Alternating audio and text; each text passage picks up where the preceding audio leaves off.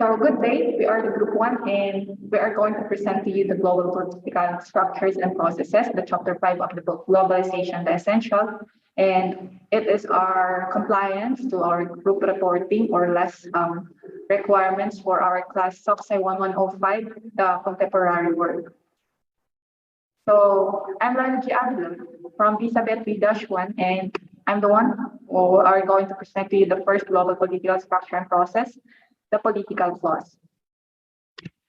So on political flaws, global flow of people possess a direct threat to the nation state. When we say global flow of people, these are the movement of people across the international borders. These, for example, are the migration, human trafficking, and terrorism. Next one is building oil and water supplies threatened to lead to riots. So, pwede natin dito connect yung microeconomics, the supply and demand economic model na tinuro sa atin. So, basically, the top four na sources ng oil ay US, China, Russia, and Saudi Arabia.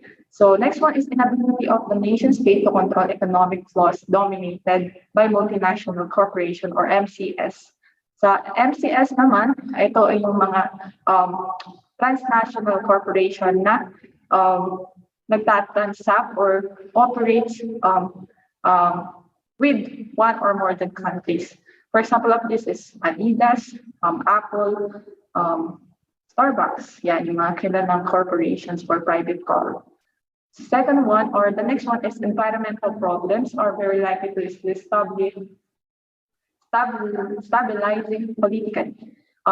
Problems in environment leads to many ideologies like environmentalism, anti-capitalism, and anti-government movements. Next one is borderless diseases pose a danger to political structures. Great example of this is the COVID-19. It has great effects in our economy. Next is war, especially those on losing side, global inequalities. And also global inequalities, we have global north and global south. Global north, we have countries, European and United States, and other countries from Asia like Russia, China, and the top three countries. And global south naman, ito yung developing countries like Latin Americans, Asia, Africa, and Oceania. And also, political flaws includes terrorism and communism. The second one, global political structures and processes is the nation state. So, one of the great example of nation state is the Treaty of Westphalia or the Spanish-Dutch treaty in 1648. It is instituted the international system which recognizes sovereign states at its core. It has four main points. The first one is national self-determination. Second is ending wars through diplomatic congress. Third one is peace among sovereign states, and lastly is balance of power among sovereign states. It believes that it is a milestone for development, tolerance, and secularization. So when we say nation state, we have two basic components: a nation and state. When we say nation, it refers to a social group that is linked through common descent, culture, language, or territorial contiguity. So, for example, in continent of Asia, we have nations such as Philippines. Yan. So, national identity naman, the fluid and dynamic from collective identity. So, if you are basically resident of the nation Philippines, therefore, and you are born in the Philippines, therefore your national identity is Filipino. So nationalism naman, it is a doctrine and or political movement that seek to make the nation the basis of political structure, especially a state.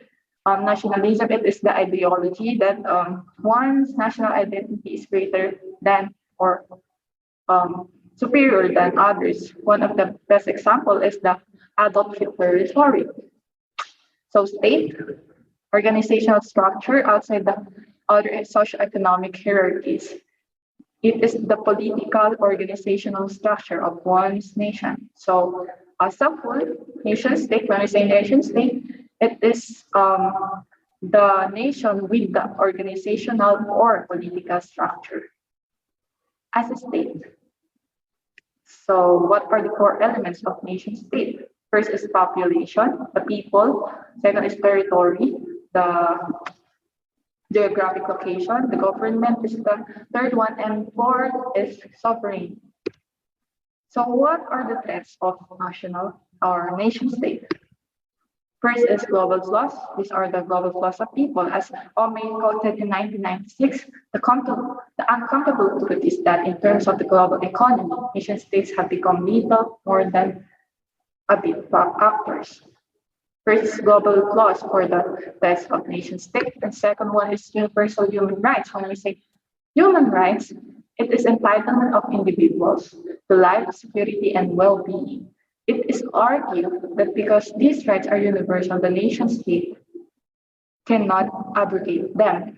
One of the best examples for universal human rights is the movements of LGBT community and anti-abortion partisans. So last one is the shadow of war. Shadow of war is includes the violence, firearms, illegal firearms, addiction, drug addictions, and human trafficking. It is quoted as the complex sets of cross-state economic and political linkage that move outside formally recognized state-based channel. It is the indirect government um, actions. So that's it. Thank you.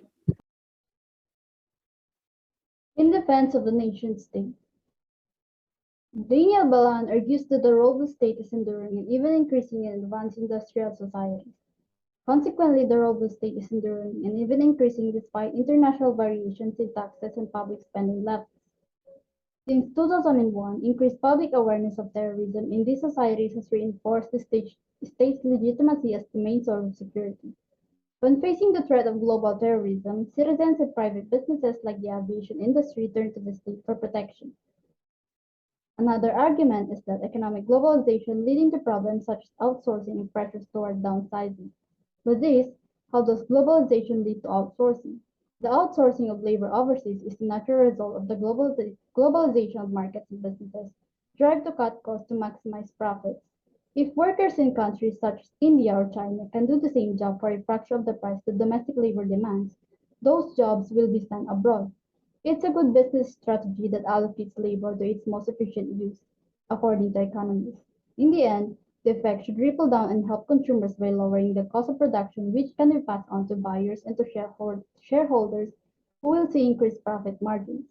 Without outsourcing, the United States may not have maintained its status as an economic superpower as the world became an integrated global marketplace. But as with most things, outsourcing isn't all good. It does cause some unintended negative consequences. Another is the threat to national identity due to immigration. How does immigration affect identity? Individuals who migrate experience multiple stresses that can impact their mental well-being, including the loss of cultural norms, religious customs, and social support systems. Adjustment to a new culture and changes in identity and concept of self. In addition, the rapid economic development associated with globalization may increase the risk of HIV, or human immunodeficiency virus. This is already evident in parts of Asia, where increased disposable income, particularly for men, greater inequality of income, and migration are all factors that fuel the spread of HIV. Then we proceed to imagine community. Anderson, who defined the nation as the imagined political community, determined two key developments: the modern novel and the modern newspaper, which he groups under the heading of print capitalism. An imagined community is a concept developed by Benedict Anderson in his 1983 book titled Imagined Communities to analyze nationalism. Anderson depicts a nation as a socially constructed community, imagined by the people who perceive themselves as part of a group. He focuses on the way media creates imagined communities, especially the power of print media in shaping an individual's social psyche. He also analyzed the written word, a tool used by churches, authors, and media companies, as well as governmental tools such as maps, census, and the museum. These tools were all built to target and define a mass audience in the public sphere through dominant images, ideologies, and language. He also explores the racist and colonial origins of these practices before explaining a general theory that explains how contemporary governments and corporations can utilize these same practices. According to Anderson, there are four characteristics of imagined community. He stated that the nation-state is imagined. It is imagined because it entails a sense of communion, of horizontal comradeship between people who often do not know each other or have not even met. Despite their differences, they imagine belonging to the same collectivity and they attribute to each other a common history, traits, beliefs, and attitudes. The next is that Anderson further defined this imagined community as limited and sovereign. Limited because even the largest nations recognize some boundaries in the existence of other nations beyond them, while sovereign because the nation replaced traditional kinship that ties as the foundation of the state. And lastly, it is imagined to be community. The nation can be considered a community because it implies a deep horizontal comradeship which knits together all citizens irrespective of their class, color, or race. According to Anderson, the crucial defining feature of this type of comradeship is the willingness on the part of its adherents to die for this community. And the next topic will be discussed by Sarah, which is the changes in global nation-state relations. Good day, ma'am. I am Maria Sara D.G. Bulaklak from Visa B3-1. Our topic I'm discussing now is all about changes in global nation-state relations. Global nation-state relations. There has been a wide range of formal and informal political relations among and between nation-states that have served to structure international and more recently, global relations. Ito ang pagkakaroon ng malawak na relasyong pampolitika sa pagitan ng bansang estado na kung saan nagkaroon ng ugnayan ang mga bansa.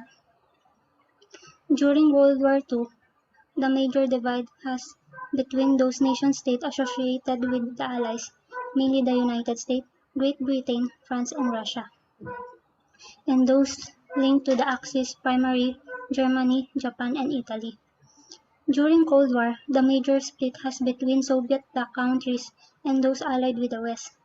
In the nearly 3 decades since the collapse of the Soviet Union, the global political situation has been more fluid and various efforts have been made to offer a picture of the new global political world. Sa panahon ng World War II, may mga bansang nangunguna katulad ng bansang United Kingdom, France at Italy.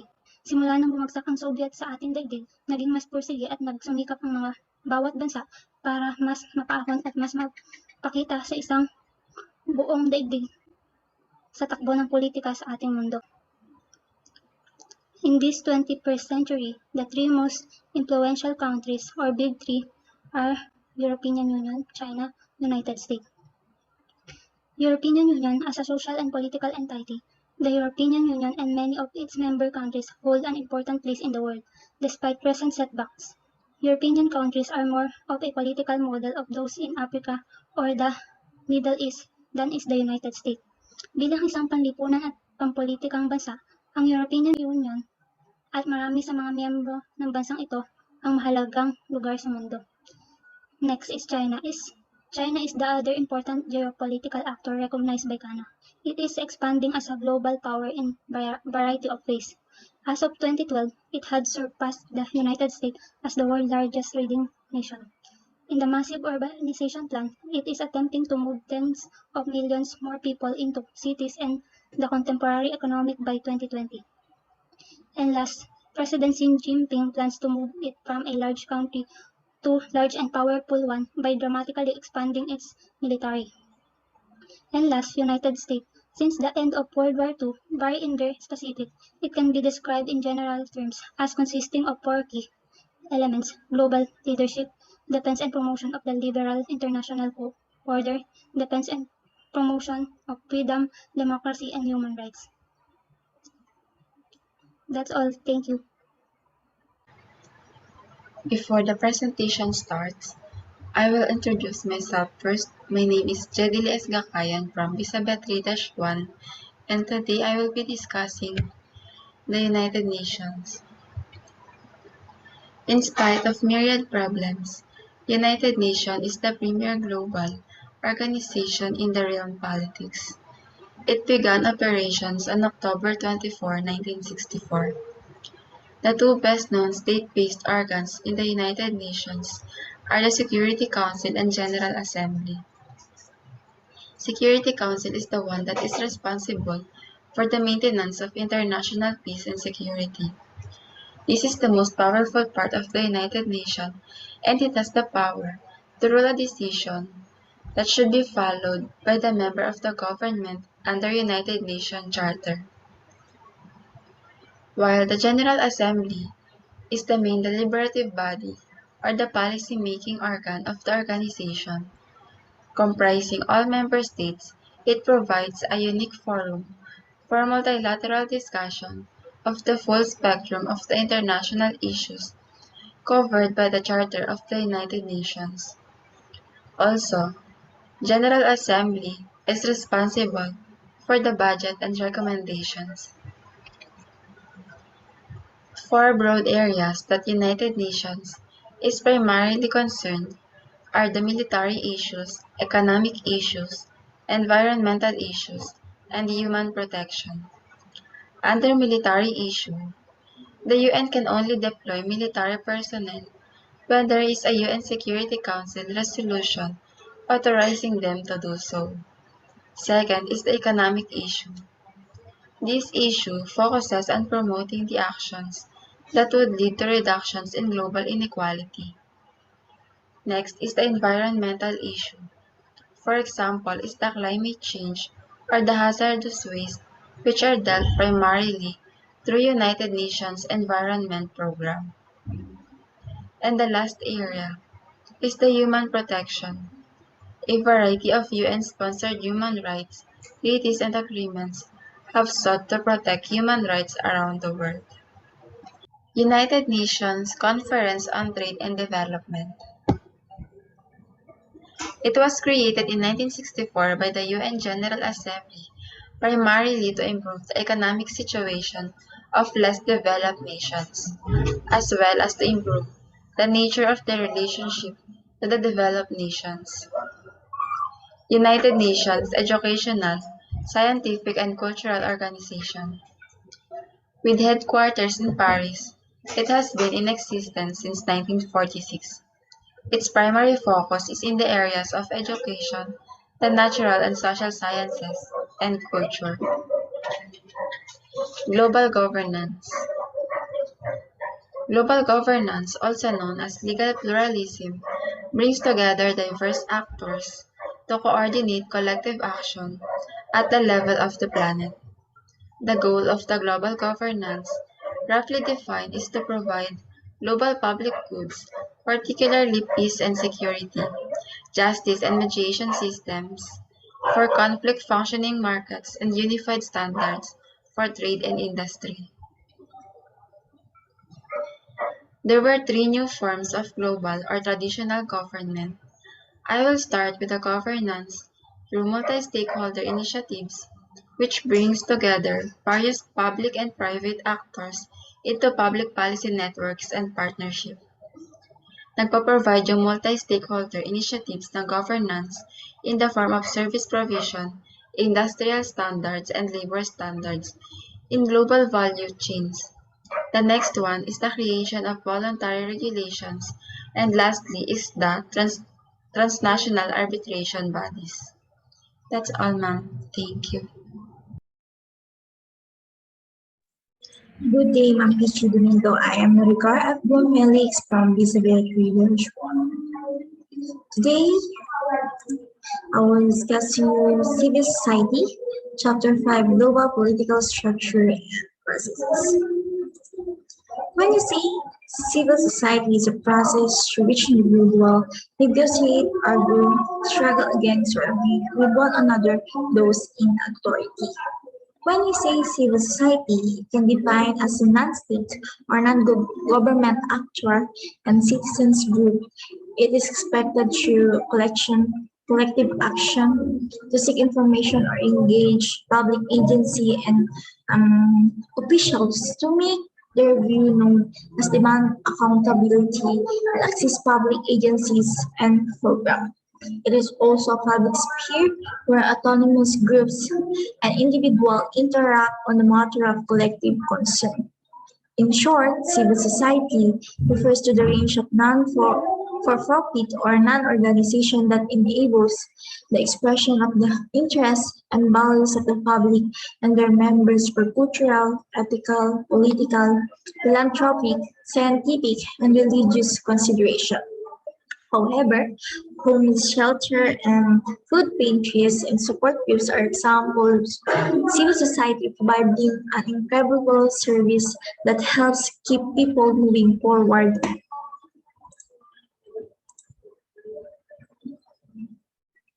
When we say global civil society, it's a global and non-governmental pluralistic form of society composed of interlinked social processes oriented to civility. When we say global civil society, is the domain of associational life situated above the individuals and below the state, but across state boundaries, and which result in the sense of agreements and societal norms that can influence the way of public issues are addressed, and such play a role in governing the world politely. Global civil society is a realm of ideas, institutions, organizations, networks, and individuals between families, states, and markets, and operate across the national, social, community, and economic boundaries. The best example of global citizens are civil society as alternative to government and govern behavior in several ways.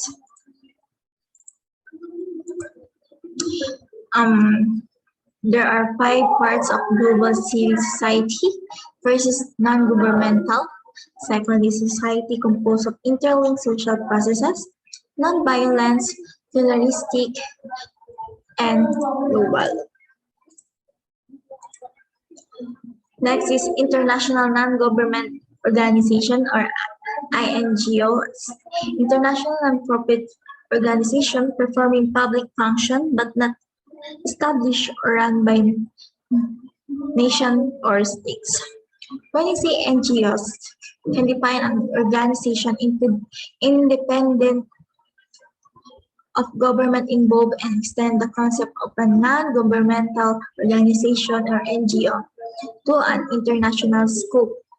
In short, it's an international operating organization not established by intergovernmental agreement.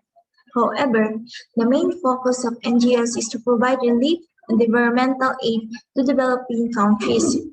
Like, for example, the health-related projects such as HIV or AIDS awareness, prevention and treatment, clean water, malaria prevention, educational-related projects such as school, books help provide social services that a country's government does not provide or can support.